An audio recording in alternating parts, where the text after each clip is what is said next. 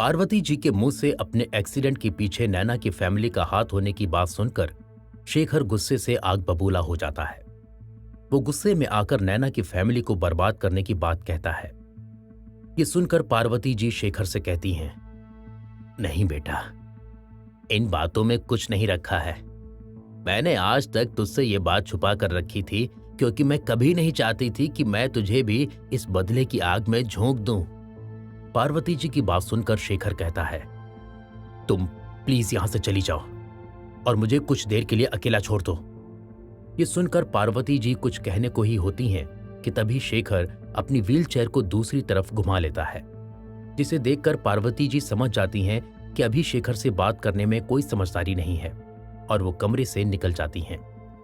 बदले की आग में जल रहा शेखर पार्वती जी के जाने के बाद नैना और रेखा से बदला लेने के बारे में सोचने लगता है। उधर सुधीर रोज की तरह अपने घर के मेन हॉल में बैठा हुआ रेखा से अपनी मुलाकात के बारे में कुछ सोच रहा है। तभी रौनक भी वहां आ जाता है। रौनक सुधीर से कहता है, आप रेखा से मिलने गए थे ना, क्या हुआ वहां? ये सुनकर सुधीर कहता है, हाँ, अच्छा हुआ तुम आ गए, बैठो, मुझे तुमसे कुछ बात भी करनी है। रौनक सुधीर के साथ बैठ जाता है और कहता है, सब ठीक तो है ना? सुधीर रौनक का हाथ अपने हाथ में पकड़ लेता है और कहता है, देखो बेटा, अब तुम मेरी बात बहुत ध्यान से सुनो। तुम हेमंत से फिलहाल के लिए अपने सारे रिश्ते खत्म कर दो। मैं नहीं चाहता कि रेखा को हमारे खिलाफ कुछ भी मिले। हमें अपनी फैमिली और फैमिली बिजनेस को प्रोटेक्ट करना है बेटा। ये राजनीति बहुत बात की बात है। तुम्हें इस बार मेरी बातों को मानना ही होगा और ये बात अपने तक ही रखनी होगी। सुधीर की ये बात सुनकर रौनक घबराया हुआ कहता है, हाँ ठीक है पापा, आप जैसा कहेंगे मैं वैसा ही करूंगा। सुधीर कुछ सोचकर दोबारा कहता है, पॉलिटिक्स खेल ही मौके और मौका परस्ती का है और भलाई इसी में है कि हम अभी फिलहाल रेखा का साथ दें। तुम हेमंत से अपने सभी रिलेशंस खत्म कर दो। ये सुनकर रौनक सुधीर की बात मान जाता है और दोनों दोबारा से बातें करने लगते हैं। यहां राहतगढ़ में मोनिका विवेक को रियासत का वो सच बता रही थी जिससे विवेक पूरी तरह से अनजान है। मोनिका अपनी बात करते हुए कहती है, कुंवर साहब, मैंने कभी नहीं सोचा था कि मैं आपको इस रियासत के बारे में कभी इस तरह से कुछ कहूंगी, मगर अब जब पानी सर के ऊपर से निकल गया है तो मुझे लगता है कि मुझे आपको सच बता देना चाहिए। मोनिका, तुम कहती रहो, मैं सब सुनना चाहता हूं।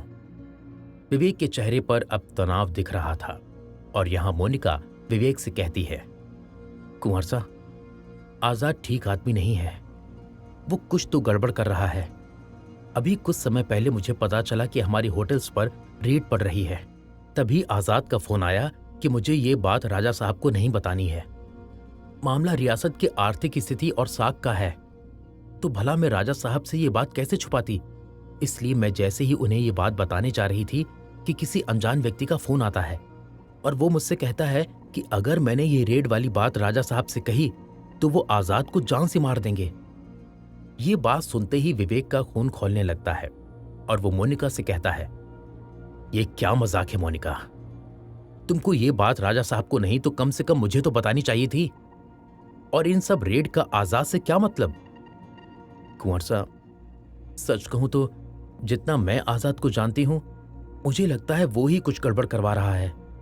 इस पर विवेक मोनिका से कहता है, मोनिका, मुझे लगता है मुझे बिना टाइम वेस्ट किए अभी के अभी ये सब रोकने के लिए जाना होगा, वरना पता नहीं क्या हो जाएगा। मोनिका हाँ में सर हिलाती है और फटाफट से विवेक के लिए गाड़ी मंगवाती है।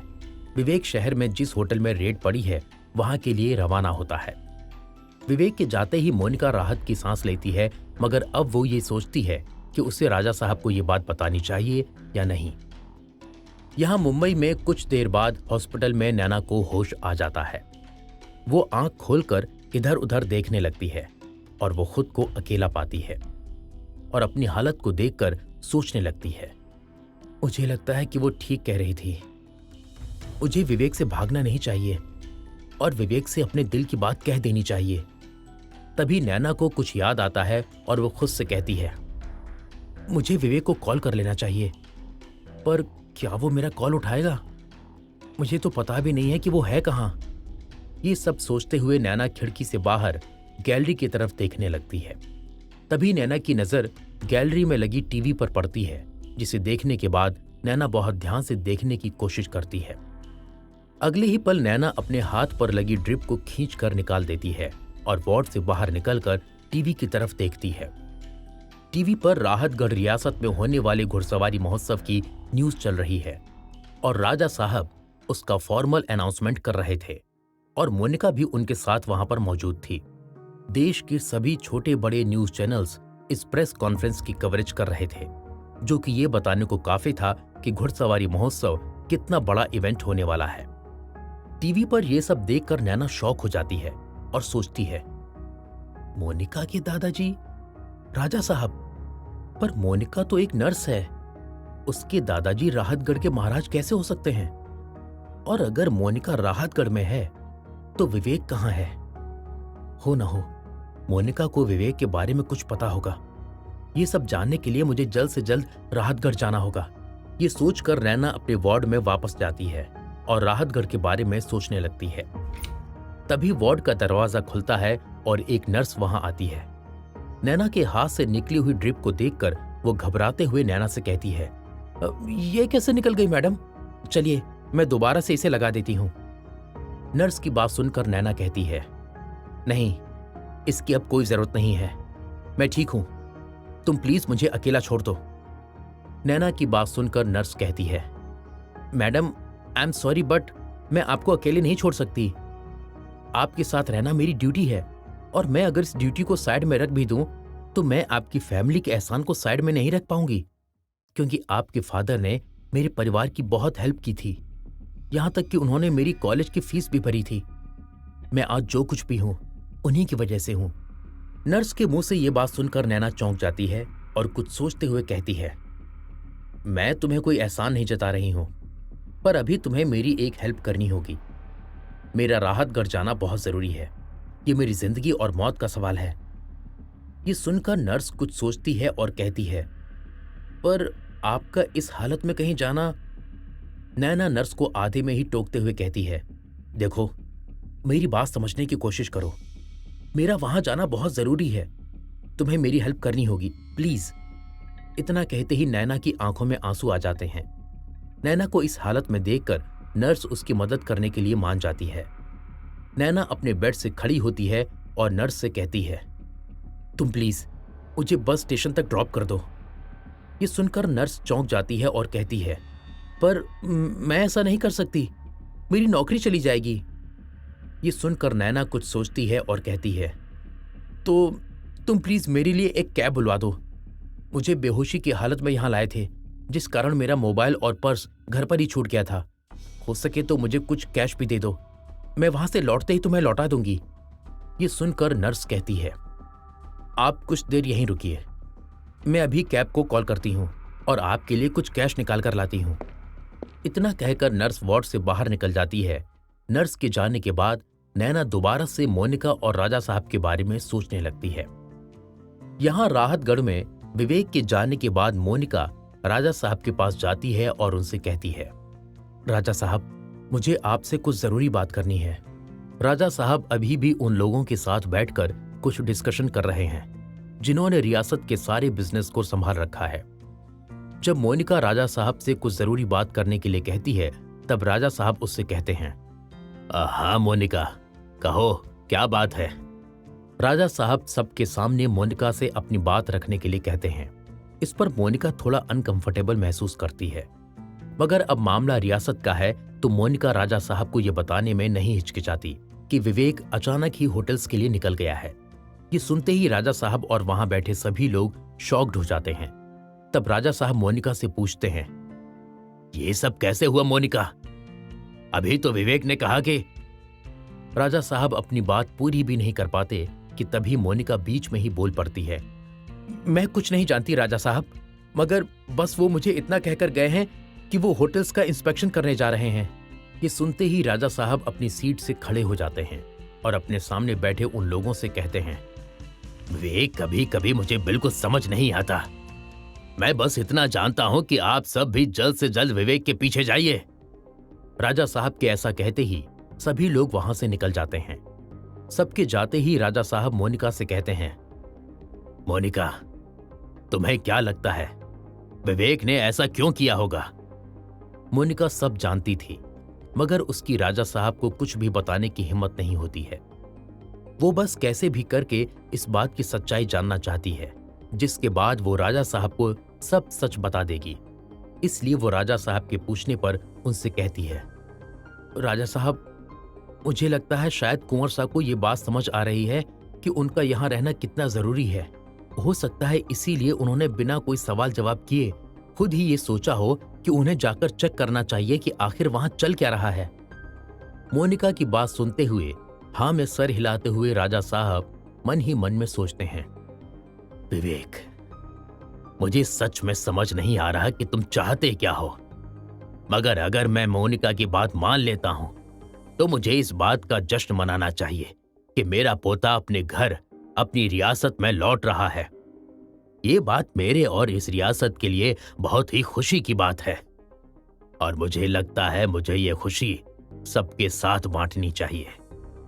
ऐसा सोचते हुए राजा साहब मोनिका से कहते हैं, मोनिका, अब मुझे लगता है वक्त आ गया है कि मुझे सारी दुनिया को यह बता देना चाहिए कि विवेक मेरा पोता है। ये सुनकर मोनिका थोड़ा कंफ्यूज हो जाती है और राजा साहब से कहती है, मगर राजा साहब, सब तो जानते ही हैं कि कुंवर सा। मोनिका इतना कहती ही है कि तभी राजा साहब बीच में ही मोनिका से कहते हैं, सब नहीं, केवल कुछ ही लोग जानते हैं कि विवेक मेरा पोता है और मैं ये बात सारी दुनिया को धूमधाम के साथ बताना चाहता हूं कि अब इस रियासत को संभालने वाला आ गया है। अब ये रियासत लावारिस नहीं रहेगी। मेरा पोता, मेरा विवेक इसे संभाल लेगा। मोनिका ये बात सुनते ही मुस्कुराने लगती है, मगर वो अंदर ही अंदर ये जानती है कि विवेक ने ऐसा कोई कमिटमेंट नहीं दिया है, बल्कि वो तो यहां से जल्द जान छुड़ाकर जाना चाहता था। आजाद की जान पर बात नहीं आती तो सारा मामला सुलझ गया होता, मगर मोनिका आजाद के नाम के कारण उलझ गई और उसने ये सब विवेक को बता दिया, जिस वजह से विवेक ने ऐसा कदम उठाया। अब वो राजा साहब से क्या कहे और क्या नहीं, इसलिए अब वो चुपचाप अपना मुंह बंद करके वहां से जाने लगती है कि तभी राजा साहब मोनिका को रोकते हुए उससे कहते हैं, मोनिका, अब बस एक काम बाकी है जो तुम्हें और मुझे मिलकर करना होगा। राजा साहब अपने मन की बात मोनिका से कहते हैं। वो उससे कुछ ऐसा कहते हैं कि उसकी आंखें फटी की फटी रह जाती हैं। राजा साहब ने मोनिका से ऐसा क्या कहा कि वो हैरान रह गई। जानने के लिए सुनते रहिए श्रीमान सुपर रिच, सिर्फ पॉकेट एफएम पर। आजाद फारूक और बाकी के दोस्तों को देखकर घूरने लगता है। पलटकर जैसे ही वो फारूक पर हाथ चलाता है, बाकी के दोस्त बीच में आ जाते हैं और उनमें हाथापाई होने लगती है। खुद को बचाता हुआ आजाद अपने दोस्तों से कहता है, सालों, कुत्तों, मैं तुम सबको देख लूंगा। इस पर उसके दोस्त उसको जोर से पकड़ लेते हैं और उससे कहते हैं, तुझे जिसका जो उखाड़ना है उखाड़ लेना, मगर अभी तो हमारे प्लान के बीच में नहीं आ सकता। ऐसा कहकर वो सब मिलकर आजाद को एक कमरे में बंद कर देते हैं। आजाद उन्हें चिल्लाकर कहता है, तुमको भी जो करना है करो, मगर अगर मोनिका पर आंच आई तो मैं तुम सबको जान से मार दूंगा। ऐसा कहकर आजाद मन ही मन में मोनिका से माफी मांगने लगता है। यहां मुंबई में रेखा नैना से मिलने के लिए निकलती है। हॉस्पिटल पहुंचने से पहले वो देवव्रत से कॉल पर बात करती है। देवव्रत उसे बताता है कि डॉक्टर्स नैना के कुछ और टेस्ट करने की बात कर रहे हैं। देवव्रत की बात सुनकर रेखा कहती है, ठीक है, तुम ध्यान रखो, मैं थोड़ी देर में हॉस्पिटल पहुंच जाऊंगी। इतना कहकर रेखा फोन रख देती है और उसके चेहरे पर चिंता की लकीरें उभर आती हैं। कुछ ही देर में रेखा की कार हॉस्पिटल की बेसमेंट पार्किंग में पहुंच जाती है। रेखा दरवाजा खोलकर कार से उतर जाती है और एलिवेटर की तरफ जाने लगती है। तभी उसका ड्राइवर पीछे से उसे आवाज लगाता है, जिसे सुनकर रेखा गुस्से में राजा साहब मोनिका से कहते हैं, मोनिका, अब समय आ गया है कि मैं अपने नजदीकी संबंधियों के अलावा शहर के हर बड़े नाम को न्योता दूं। और अपनी इस खुशी में शामिल करूं। आपका मतलब है कि आप इस बात के लिए कोई शानदार पार्टी करने के लिए सोच रहे हैं? मोनिका की इस बात पर राजा साहब उसे मुस्कुराकर देखते हैं और कहते हैं, काश कि मेरे पास इस रियासत में तुम्हारी ही तरह और बच्चे होते तो मैं चैन की नींद मार सकता था। आप ऐसा क्यों कह रहे हैं राजा साहब? इस पर मुस्कुराते हुए राजा साहब कहते हैं, तुम्हें अंदाजा भी नहीं है मोनिका, आज मैं कितना खुश हूं और इसी खुशी में मैं वाकई में एक शानदार पार्टी देना चाहता हूं। ये तो ठीक है राजा साहब, ऐसा आपको लगता है, पर क्या कुंवर साहब को आपका ऐसा करना अच्छा लगेगा? क्या मतलब? राजा साहब मोनिका की बात पर ऐसा पूछते हैं। तब मोनिका उनसे कहती है, मेरा मतलब है कि कुंवर साहब बहुत ही शर्मीले इंसान हैं। वो लोगों के बीच उठना बैठना थोड़ा कम पसंद करते हैं। ऐसे में अगर आप उनके नाम की पार्टी देंगे तो क्या वो लोगों के बीच खुद को ला पाएंगे? मुझे लगता है हमें उनसे ये बात करने के बाद ही पार्टी देनी चाहिए। राजा साहब मोनिका की इस बात पर थोड़ा नाराज होते हुए उससे कहते हैं, कैसी बात कर रही हो मोनिका? सरप्राइज पार्टी कभी पूछकर या बताकर नहीं दी जाती। और रही बात विवेक के नाराज होने की, तो वो तो यहाँ आने पर भी नाराज था और यहाँ रहकर भी, हाँ? और तो और, जब मैंने उसे रियासत की जिम्मेदारी लेने को कहा तो वो उसके लिए भी खुश नहीं था। और अभी देखो, अपनी मर्जी से यहाँ की जिम्मेदारी उठा रहा है। तो तुम इस बात की चिंता मत करो कि इस पार्टी से विवेक क्या सोचेगा। अरे कुछ नहीं सोचेगा। बहुत अच्छा और सुलझा हुआ लड़का है, इस रियासत का उत्तराधिकारी। मोनिका के पास राजा साहब की इस बात का कोई जवाब नहीं होता, इसलिए वो मुस्कुराकर हाँ में सर हिलाती है। तब राजा साहब बहुत एक्साइटेड होकर मोनिका को अपने पास बैठाते हैं और ये पार्टी कैसी होगी और इसमें कौन कौन शामिल होगा, इस पर खुद डिस्कशन करने लगते हैं। वहां मुंबई के हॉस्पिटल में कुछ ही देर में नर्स वापस आ जाती है और नैना की तरफ एक बैग देते हुए कहती है, ये कुछ कपड़े हैं, मैंने आपके लिए खरीदे हैं और इसी में कुछ पैसे भी हैं। थोड़ी देर में कैब आती ही है, मैं आपको इशारा कर दूंगी, तब आप इमरजेंसी डोर का यूज करके यहां से निकल जाइएगा।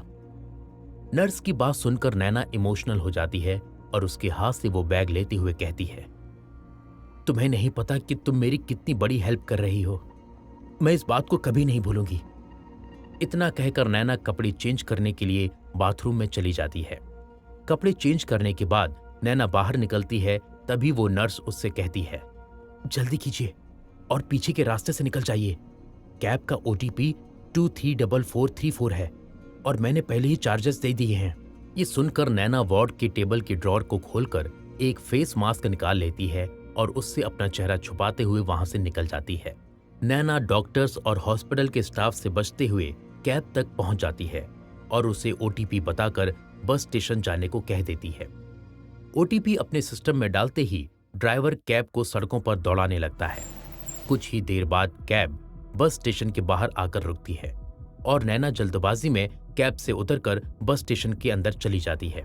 बस स्टेशन के अंदर जाकर नैना इंक्वायरी काउंटर पर चली जाती है और पूछती है, मुझे राहतगढ़ जाना है, उसके लिए मुझे बस कहां से मिलेगी? ये सुनकर क्लर्क कहता है, मैडम, राहतगढ़ के लिए आपको डायरेक्ट बस नहीं मिलेगी।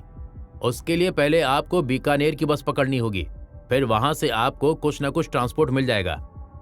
इस पर नैना कहती है, ठीक है, तो मुझे बीकानेर की बस कहां से मिलेगी और टिकट कहां मिलेगा? नैना को जवाब देते हुए क्लर्क कहता है, आप प्लेटफॉर्म नंबर 7 पर चले जाइए, टिकट आपको बस में ही मिल जाएगा। बीकानेर की बस अभी निकलने ही वाली है। क्लर्क की बात सुनकर नैना उसे धन्यवाद कहकर प्लेटफॉर्म की तरफ चली जाती है। प्लेटफॉर्म नंबर 7 पर पहुंचते ही उसे बीकानेर की बस नजर आती है और नैना उसमें जाकर बैठ जाती है। कुछ ही देर में बस स्टेशन से निकल जाती है।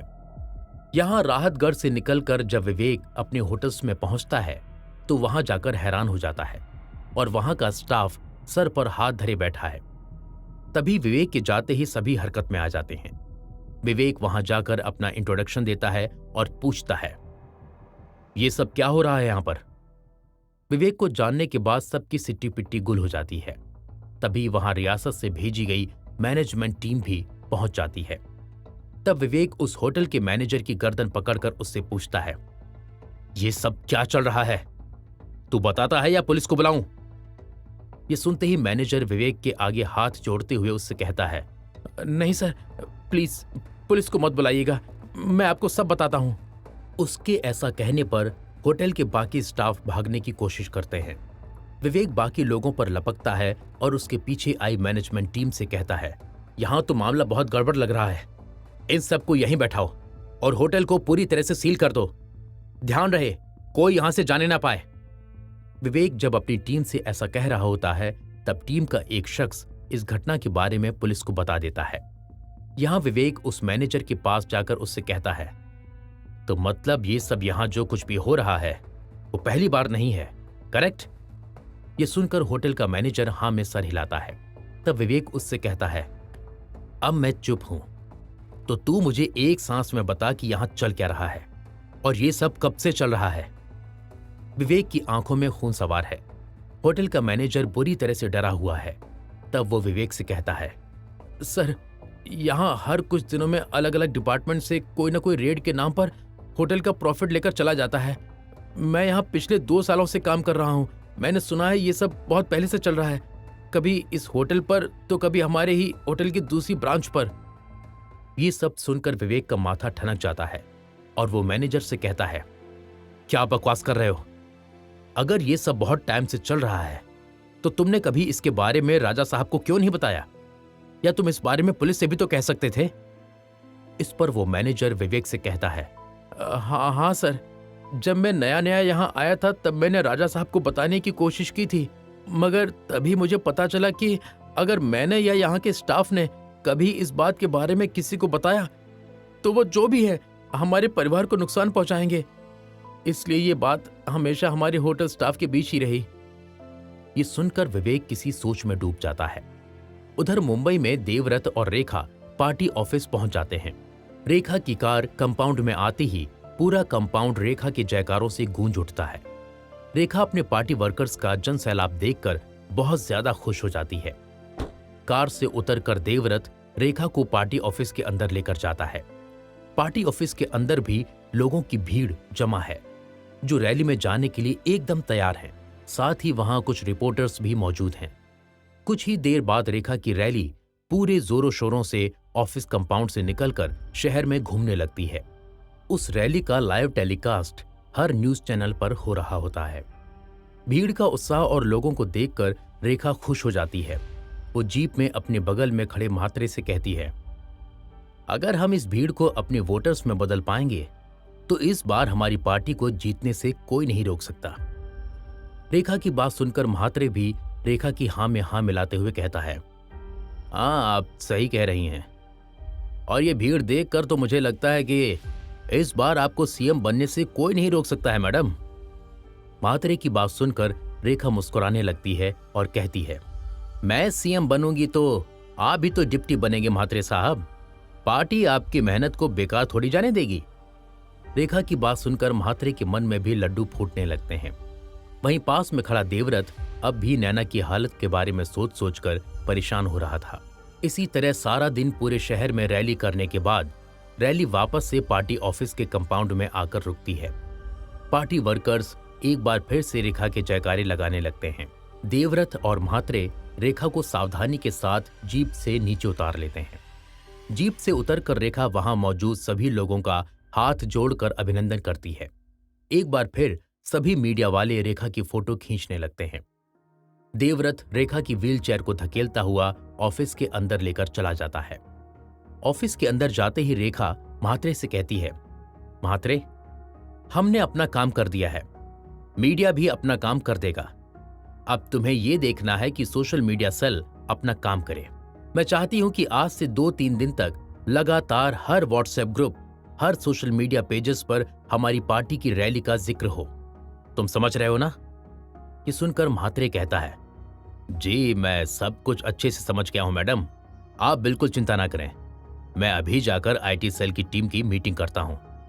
इतना कहकर म्हात्रे वहां से चला जाता है। म्हात्रे के जाते ही देवव्रत कहता है, मुझे लगता है कि अब आपको घर जाकर रेस्ट करना चाहिए। ये सुनकर रेखा देवव्रत की तरफ देखती है और कहती है, रेस्ट तो होता ही रहेगा, पहले मुझे और भी काम पूरे करने हैं। इस पर देवव्रत कहता है, मैडम, आप सुबह से ही भूखी प्यासी रैलियों में बिजी हैं, आज के लिए इतना बहुत है, आप घर चली जाइए, मैं यहां सब संभाल लूंगा और यहीं से सीधा नैना के पास चला जाऊंगा। नैना का नाम सुनकर रेखा को एकदम से शौक लगता है। वो रैली के सक्सेस होने की खुशी में लगभग भूल ही चुकी थी कि उसकी बेटी हॉस्पिटल में एडमिट है। वो कुछ सोचते हुए देवव्रत से कहती है, ओह तेरी की, मैं तो नैना के बारे में भूल ही गई थी। मुझे लगता है आज की सारी मीटिंग कैंसिल करनी पड़ेगी और मैं कुछ वक्त नैना के साथ रहूंगी। मैं फिलहाल घर चली जाती हूँ और नैना के लिए डिनर लेकर सीधा हॉस्पिटल ही आ जाऊंगी। ये सुनकर देवव्रत रेखा की व्हीलचेयर को धकेलकर उसकी कार तक ले जाता है और रेखा को उसकी कार में बिठा देता है। रेखा के कार में बैठते ही देवव्रत ड्राइवर से कहता है, तुम मैडम को सीधा घर लेकर जाओ। देवव्रत की बात सुनकर ड्राइवर हाँ में सिर हिला देता है और अगले ही पल रेखा की कार पार्टी ऑफिस के मेन गेट से बाहर निकल जाती है।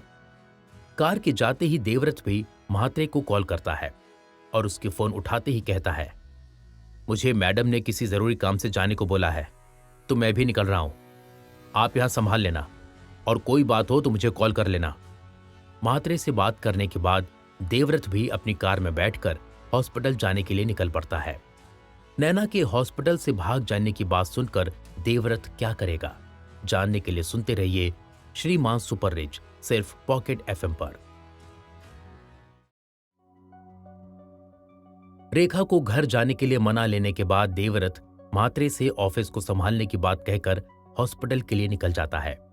कुछ देर बाद देवव्रत की कार हॉस्पिटल की पार्किंग में जाकर रुकती है। कार को पार्क करने के बाद देवव्रत जल्दी से जाकर एलिवेटर में घुस जाता है। एलिवेटर हॉस्पिटल के 5th फ्लोर पर जाकर रुकता है और देवव्रत एलिवेटर से निकलकर तेज कदमों से नैना के वार्ड की तरफ जाता है। वार्ड का दरवाजा खोलने के बाद उसे वार्ड में कोई नजर नहीं आता, जिस पर देवव्रत मन ही मन में सोचता है, नैना कहां गई? हो सकता है उसे चेकअप के लिए लेकर गए होंगे, मुझे जाकर देखना चाहिए। ये सोचकर देवव्रत दोबारा वार्ड से बाहर निकलने लगता है कि उसे वो नर्स नजर आ जाती है। नर्स को देखकर देवव्रत कहता है, नैना कहां है? उसे चेकअप के लिए लेकर गए हैं क्या? ये सुनकर नर्स एकदम चुप हो जाती है। नर्स को ऐसे चुप देखकर देवव्रत उससे चिल्लाकर कहता है, क्या बात है? मैं तुमसे पूछ रहा हूं कि नैना कहां है? इस पर नर्स दबी हुई आवाज में कहती है, वो मैडम यहां से चली गई हैं। ये सुनकर देवव्रत को कुछ समझ में नहीं आता और उसे एक भयंकर शौक लगता है। कुछ देर बाद खुद को संभलने के बाद देवव्रत नर्स से कहता है, चली गई हैं? कहां चली गई हैं? और तुमने उसे जाने कैसे दिया? ये सुनकर नर्स अपना सिर झुका लेती है। देवव्रत जेब से अपना मोबाइल निकाल लेता है और रेखा को फोन लगा देता है। रेखा की फोन उठाते ही देवव्रत कहता है, मैडम, नैना घर आई है क्या? ये सुनकर रेखा भी चौंक जाती है और कहती है, नैना तो हॉस्पिटल में है, वो घर पर क्या करेगी? रेखा की बात सुनकर देवव्रत कहता है, नैना हॉस्पिटल में नहीं है, स्टाफ का कहना है कि वो यहां से चली गई थी। देवव्रत की बात सुनकर रेखा को भी एकदम से शौक लगता है। रेखा कुछ देर तक देवव्रत की बात को समझने की कोशिश करती है और फिर उससे कहती है, ऐसे कैसे चली गई? तुम पता करो कि वो कब निकली, कहां के लिए निकली। तुम्हें नैना को ढूंढना ही होगा। मैं डॉक्टर शर्मा से बात करती हूं। इतना कहकर रेखा फोन रख देती है। वहां राहतगढ़ में जैसे ही होटल का मैनेजर विवेक को अपनी मजबूरी बताता है, तब विवेक किसी सोच में डूब जाता है और कुछ सोचने के बाद विवेक उससे होटल के सारे रिकॉर्ड्स मांगकर देखने लगता है। तभी वहां पुलिस आ जाती है। विवेक पुलिस को वहां हो रही रेड के बारे में बताते हुए कहता है, इंस्पेक्टर, यहां इन होटल्स में आईटी डिपार्टमेंट के कुछ लोग आकर रेड मारते हैं और बेवजह के इल्जाम लगाते हुए होटल के स्टाफ और मैनेजर को डराते धमकाते हैं। जब स्टाफ उनसे अपनी सफाई में कुछ भी कहता है तो वो उन्हें और उनके परिवार को नुकसान पहुंचाने की बात करते हैं और बदले में इन लोगों से मुंह मांगी रकम वसूल कर यहां से चलते बनते हैं। ये सब यहां पिछले कई सालों से चल रहा है। ये छोटी सी जगह है, यहाँ के लोग बहुत जल्दी डर जाते हैं। अब ये या इस तरह की कोई भी घटना दोबारा ना घटे, इसलिए मैं आपसे उम्मीद करता हूं कि अब आगे से ऐसा कुछ नहीं होगा। विवेक के ऐसा कहने पर इंस्पेक्टर हाँ में सर हिलाता है और यहां विवेक ऐसा कहकर निकल जाता है। विवेक के वहां से निकलते ही मैनेजमेंट टीम विवेक के पीछे पीछे चल देती है। विवेक तब मैनेजमेंट टीम के हेड गगन को झाड़ते हुए उससे कहता है, गगन, ये सब क्या चल रहा है यहाँ पर? तुम्हारा डिपार्टमेंट आखिर करता क्या है? ये सब यहाँ कई सालों से चल रहा है और तुम लोगों को इसकी खबर तक नहीं है। कहां से प्रॉफिट आ रहा है और कहां से नहीं, इसका लेखा जोखा रखने वालों को भी इस बात से कोई फर्क नहीं पड़ता है क्या? जिसको देखो अपनी मनमानी कर रहा है। यहां हर किसी को अपनी बस सैलरी से लेना देना है। बिजनेस क्या हो रहा है क्या नहीं, किसे परवाह है? विवेक के ऐसा कहने पर गगन उससे कहता है, नहीं सर, ऐसी बात नहीं है। हम ऑडिट करते हैं, मगर हमारी होटल चेन का प्रॉफिट हमेशा ही लगभग एक सा आता है। उसी के हिसाब से हम स्ट्रेटजी बनाते हैं और उस पर काम करते हैं। रही बात हमें ना पता चलने की, तो ये तो यहाँ के लोगों की कमी है। हम इनसे हमेशा कहते हैं कि कभी कोई प्रॉब्लम हो तो हमें आकर कहो, मगर ये लोग कभी कुछ कहते ही नहीं है। हमेशा से सब कुछ खुद ही सॉल्व कर लेते हैं। गगन की बात सुनकर विवेक उससे कहता है, ठीक है गगन, तो मुझे लगता है अगर ये सब भी हो रहा है तो इसमें भी हमारी ही कमी है। हमें इन लोगों को ट्रेनिंग देने की जरूरत है ताकि ये लोग आगे से इस तरह की मुसीबतों से कैसे निकलना है उसके हिसाब से एक्शन ले सकें। विवेक की बात सुनकर गगन हाँ में सर हिलाता है और सभी दूसरी लोकेशन स्थित होटल पर पहुंचते हैं। यहां मुंबई में देवव्रत का फोन रखने के बाद रेखा सीधा डॉक्टर शर्मा को कॉल करती है। उनकी कॉल उठाते ही रेखा कहती है, मेरी बेटी कहां है डॉक्टर? तुमने उसे ऐसे जाने कैसे दिया? ये सुनकर डॉक्टर शर्मा घबरा जाते हैं और कहते हैं, मैडम, वो बिना किसी को बताए ही यहां से निकल गई थी। हम आपको इस बारे में इन्फॉर्म करने ही वाले थे। डॉक्टर शर्मा की बात सुनकर रेखा का पारा चढ़ जाता है और वो कहती है, क्या मतलब होता है इन्फॉर्म करने ही वाले थे का? जब नैना अपने वार्ड से निकल रही थी तुम्हें मुझे तभी कॉल कर देना चाहिए था। इस पर डॉक्टर शर्मा कहते हैं, हमारे स्टाफ ने आपको कॉल करने की कोशिश की थी पर आपका नंबर नहीं लगा। ये सुनकर रेखा कहती है, देखो डॉक्टर, अगर मेरी बेटी को कुछ भी हो गया ना तो मैं तुम्हारी पूरी हॉस्पिटल को आग लगा दूंगी। इतना कहकर रेखा फोन रख देती है। फोन रखने के बाद रेखा खड़ी हो जाती है और परेशान होकर यहां वहां टहलने लगती है। रेखा सोचती है, जाने क्या हो गया है इस लड़की को। कल रात खुद को नुकसान पहुंचा लिया और अब आज हॉस्पिटल से ही भाग गई। कल तक तो सब ठीक था, मैंने वर्कशॉप खोलने की परमिशन भी दे दी थी। ना जाने अब ये लड़की कहां होगी और किस हाल में होगी। शायद ये सब मेरी ही गलती है। मैं ना तो कभी पुरुषोत्तम के लिए टाइम निकाल पाई और ना ही सिद्धार्थ और नैना के लिए। पुरुषोत्तम को मैं खो चुकी हूं, पर अब नैना को नहीं खो सकती। मुझे उसका पता लगवाना ही होगा। रेखा ये सब सोच ही रही होती है कि तभी प्रीतम वहां आता है और नैना का मोबाइल रेखा को देते हुए कहता है, मैडम, ये नैना बिटिया का मोबाइल, सुबह इस पर किसी शेखर का कॉल आया था। शेखर के कॉल की बात सुनकर रेखा चौंक जाती है और एकदम से प्रीतम के हाथ से मोबाइल ले लेती है और कहती है, उस भिखारी का कॉल क्यों आया था? क्या कह रहा था वो? ये सुनकर प्रीतम झेपता हुआ जवाब देता है, वो नैना बिटिया के बारे में पूछ रहा था। मैंने उससे कहा कि उनकी तबीयत खराब है तो वो हॉस्पिटल में है। प्रीतम की बात सुनकर रेखा उस पर चिल्लाते हुए कहती है, तुम्हें किसने कहा था उसे कुछ बताने को, और तुम्हें क्या जरूरत थी उसका कॉल उठाने की? रेखा को भड़कता देखकर प्रीतम अपना सर झुका लेता है। रेखा नैना का मोबाइल अनलॉक करने की कोशिश करती है, पर 2-3 बार अटेम्प्ट करने के बाद वो एकदम से सोफे पर बैठ जाती है। उसके चेहरे पर नैना के लिए चिंता साफ नजर आने लगती है। यहां राहतगढ़ में मोनिका और राजा साहब एक सरप्राइज पार्टी प्लान कर रहे हैं। राजा साहब मोनिका से कहते हैं, मोनिका, मैं कब से ये सपना देख रहा था कि राहतगढ़ हमारी रियासत के उत्तराधिकारी को राजगद्दी पर बैठते हुए देखे, और आज ये सपना पूरा होने जा रहा है। इसलिए मैं इस पार्टी में वो सब करना चाहता हूं जो इस रियासत में कभी नहीं हुआ हो। मोनिका राजा साहब की एक्साइटमेंट को समझ रही है, मगर वो अंदर ही अंदर से घबरा भी रही है। वो मन ही मन में सोचती है, कुंवर साहब, प्लीज आप राजा साहब की बात रख लीजिएगा। वरना उनका दिल टूट जाएगा। आपको अंदाजा भी नहीं है कि वो आपके लिए कितने सपने देख रहे हैं। ये सब कंफ्यूजन मेरी वजह से हुआ है, मगर मैं भी क्या करती। अब मैं राजा साहब को ये कैसे बताऊं? आई विश कोई चमत्कार हो जाए और सब बिल्कुल वैसा हो जाए जैसा राजा साहब सोच रहे हैं।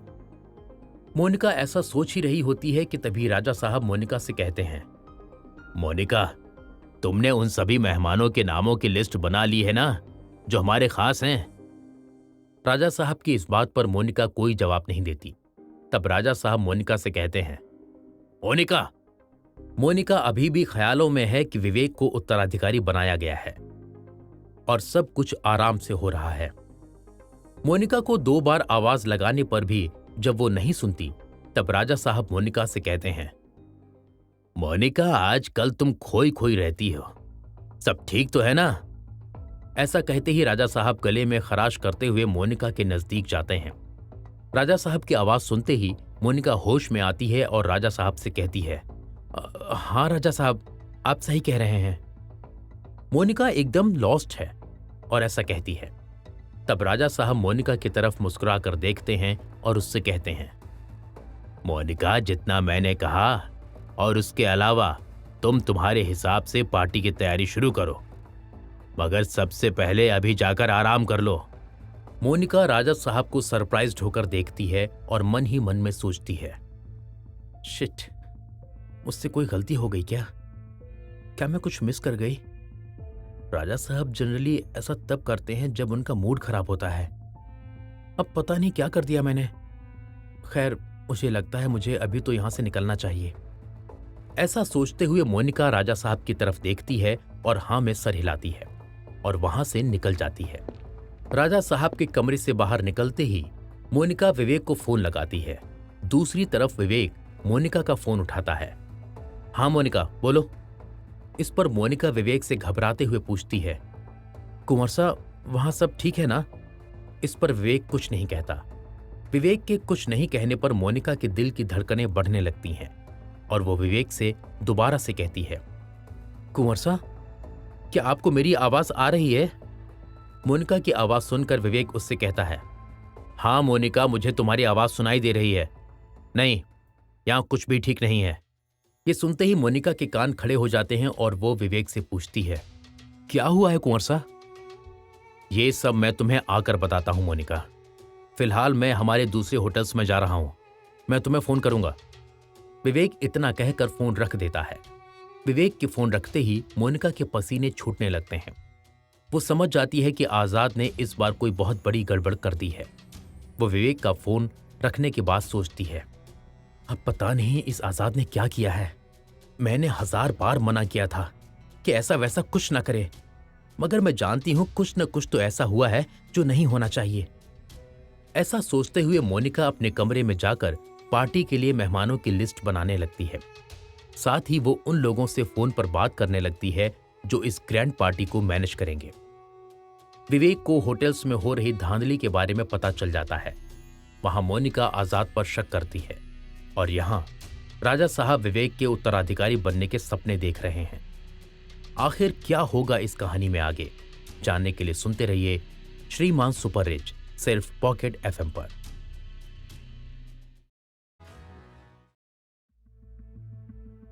पार्वती जी के मुंह से अपने एक्सीडेंट के पीछे नैना की फैमिली का हाथ होने की बात सुनकर शेखर गुस्से से आग बबूला हो जाता है। वो गुस्से में आकर नैना की फैमिली को बर्बाद करने की बात कहता है। ये सुनकर पार्वती जी शेखर से कहती हैं, विवेक अपनी टीम के साथ दूसरे होटल में पहुंचता है और वो ये देखकर हैरान हो जाता है कि वहां भी सब बिल्कुल वैसा ही चल रहा है जैसा उनके दूसरे होटल्स में हो रहा है। अब विवेक का दिमाग खराब हो जाता है और वो अपनी टीम से कहता है, गगन, मुझे जल्द से जल्द सभी होटल्स के मैनेजर से मिलना है। मुझे लगता है अब हमें वापस चलना चाहिए। वापस जाते ही तुम अर्जेंट में मेरी इन लोगों के साथ मीटिंग करवाओ। विवेक की बात सुनकर गगन हाँ में सर हिलाता है। तभी विवेक को कुछ याद आता है और वो गगन को देखते हुए उससे पूछता है, मुझसे पहले ये सब आजाद दिख रहा था ना? गगन हाँ में सिर हिलाते हुए विवेक से कहता है, जी कुंवर साहब। ये सुनते ही विवेक समझ जाता है कि आजाद राजा साहब को धोखा दे रहा था। वो उनके बिजनेस का फायदा उठाकर धीरे धीरे उनके सभी बिजनेस को अपने नाम करने का प्लान बना रहा था। ये सोचते हुए विवेक के चेहरे का रंग बदलने लगता है और वो मन ही मन में सोचता है, मुझे माफ करना दादाजी, मैंने कभी इन बातों को इतना सीरियसली लिया ही नहीं था, मगर अब मैं यहां सब ठीक करके ही जाऊंगा। ऐसा सोचते हुए विवेक गगन से कहता है, गगन, अब मुझे सिर्फ होटल्स के ही नहीं बल्कि हमारे हर बिजनेस के मैनेजर से मिलना है। याद रहे, मुझे अब इस काम में कोई लापरवाही नहीं चाहिए। तुम मुझे ये सब हाई प्रायोरिटी पर करके दोगे। गगन विवेक से कहता है, कुंवर साहब, ये बात हमने कई बार राजा साहब से करने की कोशिश की, मगर कभी वो टाल गए तो कभी हमारी हिम्मत ही नहीं हुई, जिसका फायदा आजाद उठाता रहा। मगर आज मुझे बहुत संतुष्टि हो रही है कि फाइनली रियासत का बिजनेस सही हाथों में है। गगन की बात सुनकर विवेक हाँ में सर हिलाता है और अब विवेक सहित सारी टीम वापस राहतगढ़ लौटने के लिए निकलती है। उधर मुंबई के हॉस्पिटल में देवव्रत को डॉक्टर शर्मा की भेजी हुई नर्स के बारे में पता चलता है। वो सीधा जाकर स्टाफ रूम में उसके बारे में पूछता है। वो नर्स देवव्रत के पास आ जाती है और कहती है, जी, आपको मुझसे कुछ काम है? देवव्रत उसे ऊपर से नीचे तक देखता है और उससे कहता है, जी हाँ, आइए हम गैलरी में चलते हैं। नर्स सरप्राइज होकर देवव्रत को देखने लगती है और उसे देवव्रत के चेहरे पर गुस्सा नजर आने लगता है। इस पर वो चुपचाप देवव्रत के साथ चलने लगती है। थोड़ा सा चलने के बाद देवव्रत उस नर्स को रोकते हुए कहता है, नैना कहाँ है? मुझे पता है कि तुम उसके बारे में जानती हो। ये सुनकर नर्स घबरा जाती है और कहती है, आप ये सब क्या? मैं जब तक वार्ड में पहुंची, वार्ड खाली था। मैडम वहां से जा चुकी थीं। ये सुनकर देवव्रत नर्स की तरफ जाता है। नर्स पीछे होने लगती है और दीवार से जाकर सट जाती है। देवव्रत दीवार पर एक मुक्का मारता है और कहता है, देखो, मेरे पास तुम्हारे ड्रामे के लिए वक्त नहीं है। मुझे सब कुछ सच सच बताओ। देवव्रत की हरकत देखकर नर्स के पसीने छूट जाते हैं और वो कहती है, नैना मैडम राहतगढ़ जाने के लिए कह रही थीं। ये सुनकर देवव्रत उसे वहां से चले जाने का इशारा कर देता है और अगले ही पल वो नर्स अपने आंसू पोंछते हुए वहां से भाग जाती है। देवव्रत सोचने लगता है, राहतगढ़, नैना को अचानक वहां जाने की क्या सूझी? ऐसा क्या हुआ जो इस हालत में राहतगढ़ गई? मुझे सब कुछ पता लगवाना ही पड़ेगा। ये सोचकर देवव्रत रेखा को कॉल कर देता है। रेखा की कॉल उठाते ही देवव्रत कहता है, मैडम, मुझे नैना का पता चल गया है। मैं उसे लेने के लिए अभी निकल रहा हूं। देवव्रत की बात सुनकर रेखा चौंक कर कहती है, कहां है नैना और तुम कहां जा रहे हो? इस पर देवव्रत कहता है, नैना राहतगढ़ जाने की बात कहकर निकली थी। मैं भी हॉस्पिटल से निकलकर सीधा वहीं जा रहा हूं। सब कुछ सही रहा तो मैं परसों सुबह नैना को लेकर वापस आ जाऊंगा। राहतगढ़ का जिक्र सुनकर रेखा कहती है, राहतगढ़? पर क्यों? ठीक है, तुम चले जाओ और चाहे तो कुछ आदमियों को भी अपने साथ ले जाओ। मुझे हर पल की खबर चाहिए और नैना को सही सलामत वापस लाना तुम्हारी जिम्मेदारी है देवव्रत। रेखा की बात सुनकर देवव्रत फोन रख देता है। अगले ही पल वो कुछ सोचता हुआ तेजी से सीढ़ियां उतरने लगता है और पार्किंग में पहुंचकर अपनी कार में जाकर बैठ जाता है। कार के अंदर वो कार का ग्लव बॉक्स खोलकर देखता है और अपनी गन को उसके अंदर रख देता है। फिर कार स्टार्ट करके वहां से राहतगढ़ जाने के लिए निकल पड़ता है। उधर शेखर नैना और रेखा से बदला लेने की प्लानिंग कर रहा होता है। जब से उसे अपने एक्सीडेंट के पीछे नैना की फैमिली के हाथ होने का पता चला था, उसने ना कुछ खाया था ना कुछ पिया था। उसका सारा ध्यान बदला लेने पर था। शेखर अपनी जेब से फोन निकालता है और अपने फैमिली डॉक्टर को कॉल लगाकर कहता है, हेलो डॉक्टर, कैसे हैं आप? शेखर की बात सुनकर डॉक्टर कहते हैं, ओ शेखर, कहो कैसे हो? अभी कॉल किया? सब ठीक तो है ना? इस पर शेखर इमोशनल होने का नाटक करते हुए कहता है, डॉक्टर, मुझे आपकी हेल्प की जरूरत है। ये मेरी जिंदगी और मौत का सवाल है डॉक्टर। प्लीज आपको मेरी हेल्प करनी ही पड़ेगी। ये सुनकर डॉक्टर घबरा कर कहते हैं, अरे क्या बात है, मुझे बताओ तो, मुझसे जो बन पड़ेगा मैं वो करूंगा। इस पर शेखर फिर से इमोशनल होकर कहता है, आपके हॉस्पिटल में कल रात मेरी फ्रेंड नैना सान्याल एडमिट हुई थी। क्या आप प्लीज उससे मेरी बात करवा सकते हैं? वो कल से ही मेरा कॉल नहीं उठा रही है और ना ही उसके फैमिली मेंबर्स मुझे कुछ बता रहे हैं। नैना का नाम सुनकर डॉक्टर शेखर से कहते हैं, ओह हाँ नैना, वो यहाँ एडमिट थी पर वो यहाँ से चली गई है। अब किसी को उसके बारे में कुछ नहीं पता कि वो कहाँ है। उसके फैमिली मेंबर्स भी उसे ढूंढ रहे हैं। ये सुनकर शेखर कहता है, डॉक्टर, आपको अगर कुछ पता चले तो प्लीज मुझे बताइएगा। मेरा नैना को ढूंढना और उससे मिलना बहुत जरूरी है। इस पर डॉक्टर कहते हैं, श्योर, मैं पता लगवाता हूं। क्या पता किसी स्टाफ को कुछ पता हो। I will inform you as soon as possible. इतना कहकर डॉक्टर फोन रख देते हैं। शेखर अब और भी ज्यादा बेचैन हो जाता है और खुद से ही कहता है, मैं तुझे पाताल से भी ढूंढ निकालूंगा और अपना बदला लूंगा। इसी तरह कुछ वक्त और गुजर जाता है और तभी शेखर के मोबाइल पर डॉक्टर का कॉल आ जाता है। शेखर कॉल उठाकर कहता है, कुछ पता चला क्या डॉक्टर? इस पर डॉक्टर कहते हैं, हाँ, एक नर्स ने मुझे बताया कि नैना राहतगढ़ जाने की बात कह रही थी। ये सुनकर शेखर भी चौंक जाता है क्योंकि उसके लिए राहतगढ़ कोई नई जगह ही होती है। वो डॉक्टर से कहता है, thank you so much doctor, आपको पता नहीं है कि आपने मेरी कितनी बड़ी मदद की है। इस पर डॉक्टर उससे कहते हैं, ओ यंग मैन, टेक केयर। ये सुनकर शेखर फोन रख देता है और अलमारी खोलकर कुछ कपड़े निकालने लगता है। कपड़े पैक करने के बाद वो अपने मोबाइल से इंटरस्टेट टैक्सी बुक कर लेता है। कुछ ही देर में एक टैक्सी आकर उसके घर के बाहर रुकती है। शेखर अपना बैग उठा के व्हीलचेयर को धकेलता हुआ बाहर निकलने ही वाला होता है कि पार्वती जी उससे कहती हैं, शेखर, तू शाम के इस वक्त कहां जा रहा है? और ये बैग, इस बैग में क्या है? ये सुनकर शेखर पार्वती के करीब आता है और कहता है, मैं बहुत जरूरी काम से जा रहा हूं मां, और अगर ये काम सही से हो गया ना तो सब कुछ ठीक हो जाएगा। बस आज तू मुझे रोकना मत। इतना कहकर शेखर घर से निकल जाता है और टैक्सी ड्राइवर की हेल्प से टैक्सी में बैठ जाता है। पार्वती जी आंखों में आंसू लिए उसे जाते हुए देखने लगती हैं। यहां राहतगढ़ से दूर एक बीहड़ इलाके में जहां कुछ ही दूरी पर राजा साहब का होटल है, वहां आजाद अपने दोस्तों के बीच फंसा हुआ है। वो उनसे कहता है, तुम लोग मुझे छोड़ दो, मुझे मोनिका के पास जाना है। मैंने तुम्हें कहा है तुम्हें जो करना है करो, मगर मुझे जाने दो। आजाद के ऐसा कहते ही फारूक को फोन आता है और उन्हें पता चलता है कि यहाँ की पुलिस उन्हें ढूंढ रही है। वो लोग बिना समय गंवाए आजाद को लेकर वहां से वापस राहतगढ़ के लिए निकलते हैं। आजाद नहीं जानता है कि वो लोग ऐसा क्यों कर रहे हैं, मगर वो ये जानता है कि वो वापस राहतगढ़ जा रहे हैं, जो उसके और उसके दोस्तों के लिए सबसे सेफ एरिया है।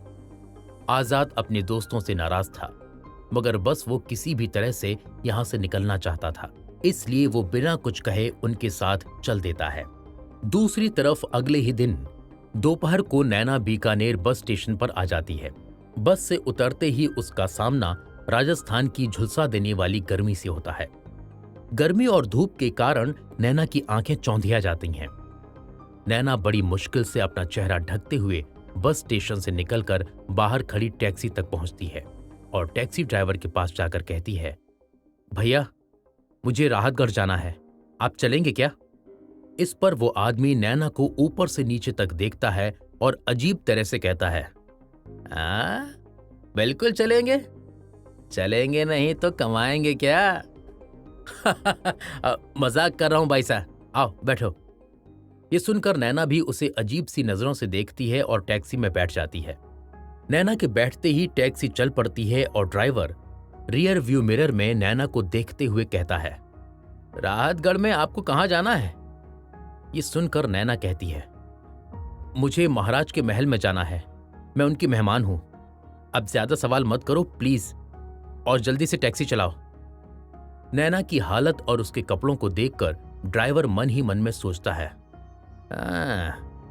नखरे तो ऐसे हैं जैसे राजस्थान की महारानी है, और अगर ये महाराज के मेहमान हैं तो मैं भी उनका जमाई हूं। ये सोचते ही ड्राइवर की हंसी निकल जाती है। नैना उसे घूर कर देखने लगती है। ड्राइवर चुपचाप ड्राइव करने लगता है। करीब आधा घंटा ड्राइव करने के बाद ड्राइवर नैना को राहतगढ़ के महल से कुछ दूर उतार देता है। नैना टैक्सी से उतरकर महल के गेट की तरफ बढ़ती है। उसे महल के गेट की तरफ बढ़ते हुए देखकर एक पहरेदार भागकर बाहर आता है और नैना का हुलिया देखकर वो भी उसे कोई राह चलती लड़की समझकर चिल्लाकर कहता है, वहीं रुक जा लड़की, अंदर कहां चली आ रही है? किससे मिलना है? ये सुनकर नैना एकदम से डर जाती है और उससे कहती है, मैं नैना, मुझे मोनिका से मिलना है। मोनिका मुझे बहुत अच्छी तरह से जानती है, चाहे तो उसे कॉल करके पूछ लो। ये सुनकर पहरेदार नैना को ऊपर से नीचे तक देखता है और मन ही मन में सोचता है, ऐसी राह चलती लड़की को मोनिका मैडम कैसे जानती हैं? नहीं, ये तो हो ही नहीं सकता। मोनिका मैडम ऐसे वैसों को मुंह नहीं लगाती हैं। पक्का ये लड़की महोत्सव में जाने के लिए झूठ बोल रही है। ये सोचकर वो पहरेदार नैना से कहता है, मैंने कहा ना यहां से चली जाओ, वरना शायद तुम्हें पता नहीं है कि महल में जबरदस्ती घुसने की कोशिश करने की सजा बहुत भयानक होती है। नैना उस पहरेदार की बात सुनकर एकदम से शॉक हो जाती है। वो उसे समझाने की कोशिश करती है पर नाकाम रहती है। तभी एक और पहरेदार वहां आता है और कहता है, क्या बात है, काय बात होगी? वो नैना की तरफ घूर कर देखता है और कहता है, ए लड़की, समझ नहीं आ रहा है तुझे? जा भाग जा यहां से, वरना तुझे उठाकर दूर फेंकवा दूंगा। ये सुनकर नैना वहां से वापस मुड़ती है और महल के अंदर जाने का दूसरा रास्ता ढूंढने के बारे में सोचने लगती है। क्या नैना महल में घुसकर मोनिका से मिलने में कामयाब हो पाएगी? जानने के लिए सुनते रहिए श्रीमान सुपर रिच, सिर्फ पॉकेट एफएम पर। रेखा को घर जाने के लिए मना लेने के बाद देवव्रत पहरेदार के भगा देने के बाद नैना परेशान होकर वापस मुड़ जाती है और सड़क के किनारे खड़ी होकर महल के अंदर जाने के बारे में सोचने लगती है। उधर आजाद अपने सारे दोस्तों के साथ नशे में चूर राहतगढ़ वापस आ रहा है। तभी फारूक की नजर नैना पर पड़ती है और वो आजाद से कहता है, आजाद, वो देख, महल के पास ये खूबसूरत लड़की कौन है? आजाद उस पर ध्यान नहीं देता।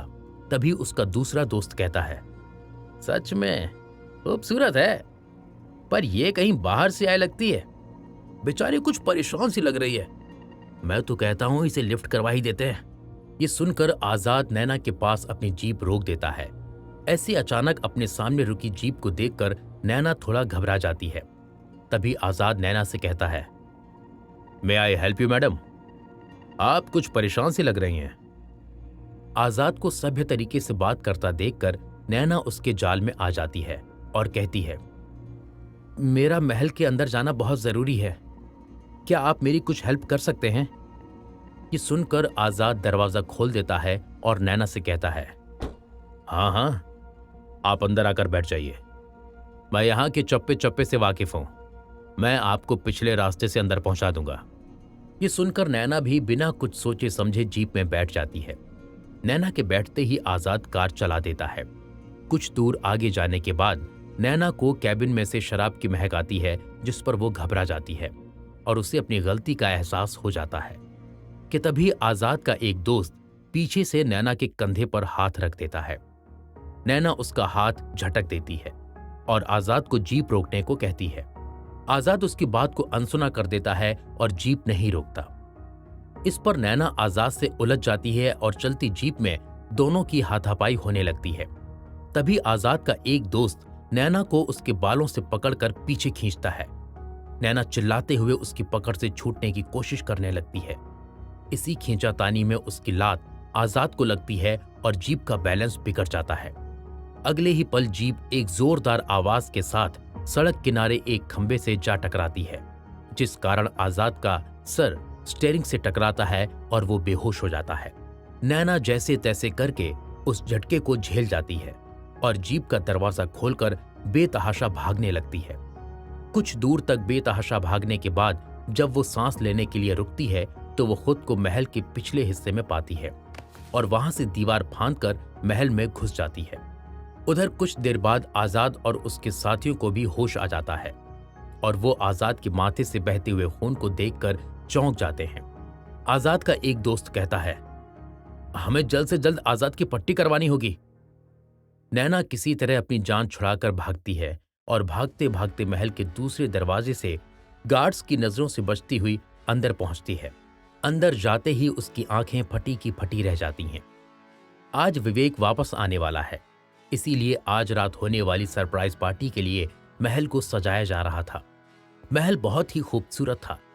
ऊपर से उस पर जो साज सज्जा की गई थी, उससे उसकी खूबसूरती और निखर कर आ रही थी। यहां नैना बहुत बुरी तरह से डरी हुई थी।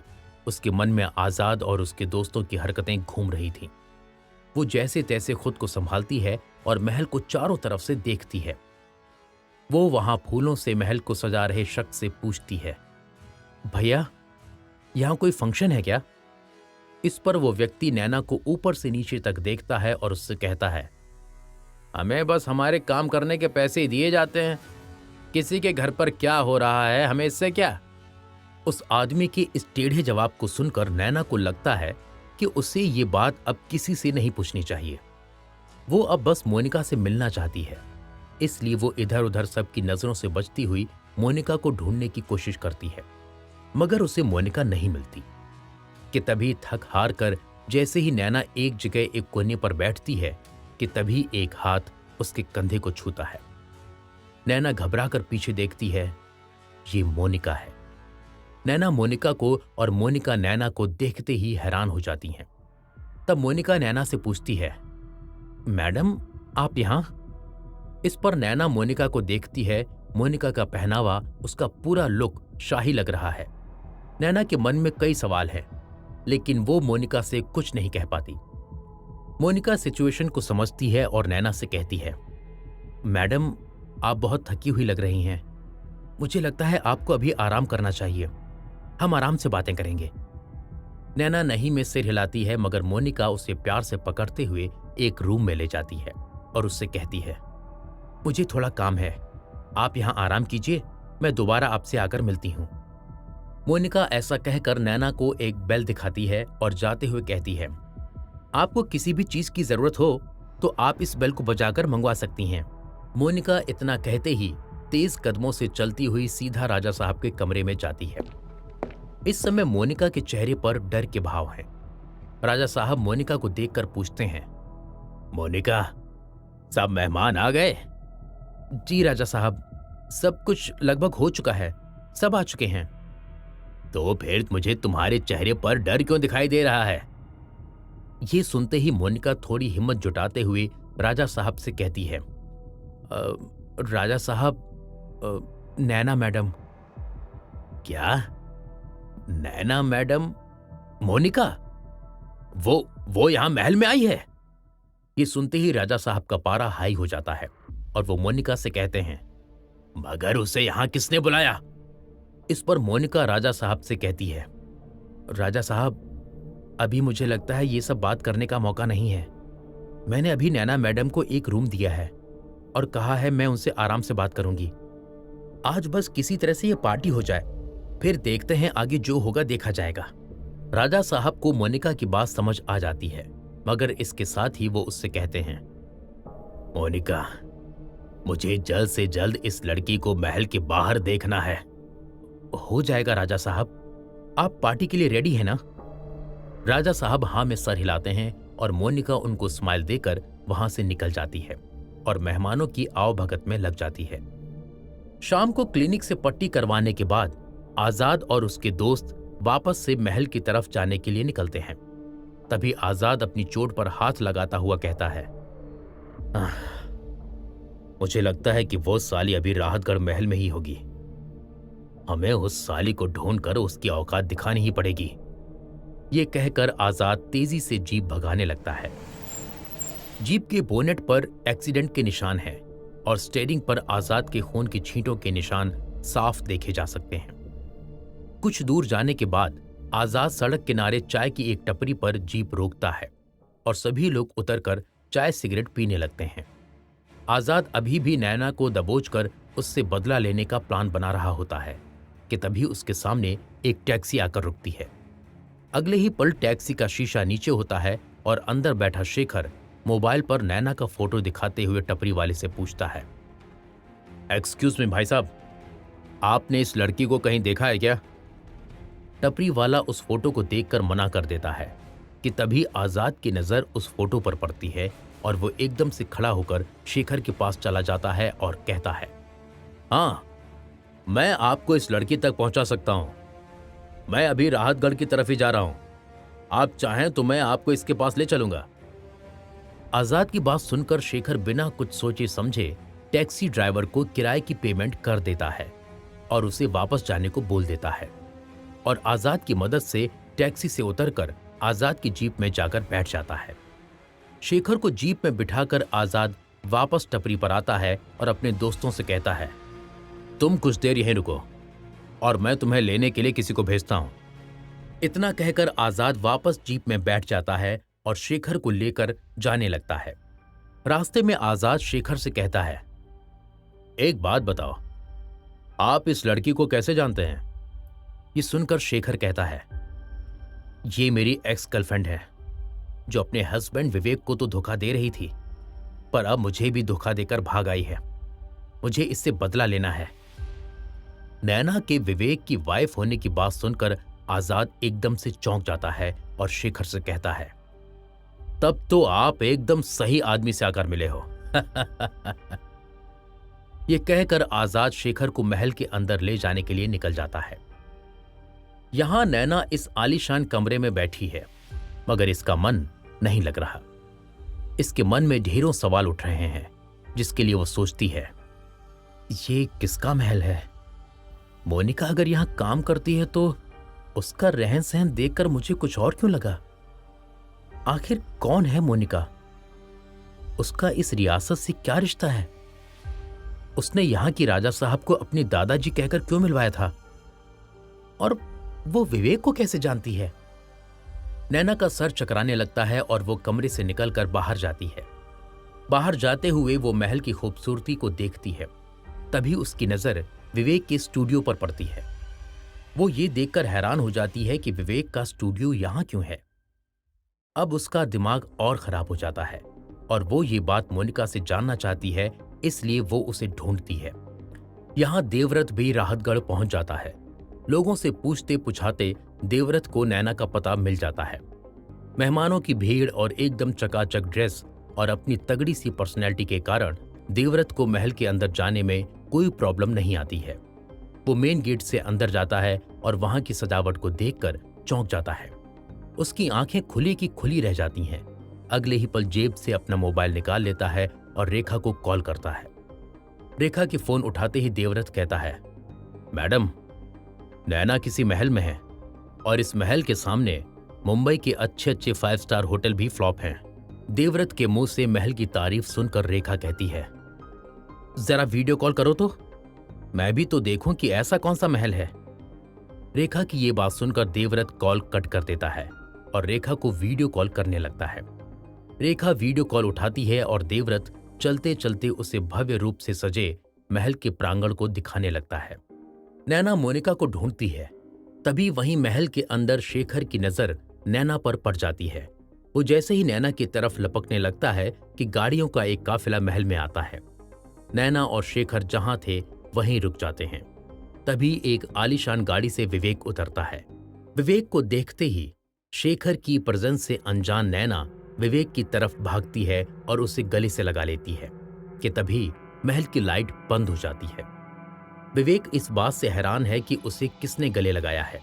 वो उसे खुद से दूर करता है। तब नैना उससे कहती है, यह सब क्या है विवेक? तुम मुझे ऐसे कैसे अकेले मरने के लिए छोड़ आए थे? अब यहां इस जगह आकर नौकरी कर रहे हो? मेरे बारे में बिल्कुल नहीं सोचा तुमने। मैं तो तुम्हारी बीवी हूं। आई लव यू विवेक। विवेक चौंक जाता है। नैना जैसे ही ऐसा कहती है महल में लाइट आ जाती है और विवेक खुद को शहर के बड़े बड़े उद्योगपतियों के बीच पाता है। वो नैना को उसके सीने से लगे देखकर हैरान हो जाता है। पार्टी में मौजूद हर कोई ये नजारा देखकर हैरान है। वहीं राजा साहब मोनिका को घूर कर देखते हैं। तब मोनिका राजा साहब के कान में कहती है, राजा साहब अभी नहीं, प्लीज, रियासत की इज्जत का सवाल है। राजा साहब खून का घूंट पीकर रह जाते हैं और तभी वो अनाउंसमेंट करते हैं, तो आज का सरप्राइज है मेरा पोता विवेक, जो इस रियासत का उत्तराधिकारी है। ये सुनते ही नैना की आंखें फटी की फटी रह जाती हैं। वहीं शेखर, आजाद, देवव्रत और वीडियो कॉल पर रेखा सभी शॉक्ड हो जाते हैं। इन सब के साथ विवेक भी बहुत शॉक्ड है। वो जैसे ही कुछ रिएक्ट करने लगता है कि तभी राजा साहब नैना का इंट्रोडक्शन करवाते हुए कहते हैं, और ये है हमारी रियासत की राजकुमारी नैना। ये सुनते ही विवेक नैना को मुस्कुरा कर देखता है। नैना ने कभी नहीं सोचा था कि विवेक उसे ऐसे मिलेगा। वो विवेक के गले लगकर धीरे से उसके कान में कहती है, आई लव यू। राजा साहब, मोनिका और वहां मौजूद हर कोई इस बात पर ताली बजाकर उन्हें मुबारकबाद देते हैं। वहां देवव्रत बहुत हैरान है और तभी रेखा की तरफ से फोन कट जाता है। यहाँ शेखर का खून उबल रहा है। वो नैना की तरफ बढ़ने लगता है कि तभी आजाद उसे रोकते हुए कहता है, ये तो सिर्फ ट्रेलर है, पिक्चर तो अभी बाकी है मेरे दोस्त। शेखर कुछ सोचता है और फिर वो अपने कदमों को रोकते हुए आजाद को मुस्कुरा कर देखता है। यहाँ आजाद भी शेखर को अपने पैरों पर खड़े देखकर मुस्कुराता है और आजाद तब शेखर को बैठने का इशारा करता है। दोनों एक दूसरे को देखकर मुस्कुराते हैं और हाथ मिलाते हैं। आखिर सारी बंदिशें तोड़कर नैना और विवेक मिल ही गए। डियर लिसनर्स, श्रीमान सुपर रिच की यात्रा का ये भाग यहीं समाप्त होता है। हमारी इस कहानी को इतना प्यार और सपोर्ट देने के लिए आपका बहुत बहुत शुक्रिया। ये कहानी आपको कैसी लगी, ये हमें कमेंट में जरूर बताएं। ऐसी ही और कहानियों के लिए सुनते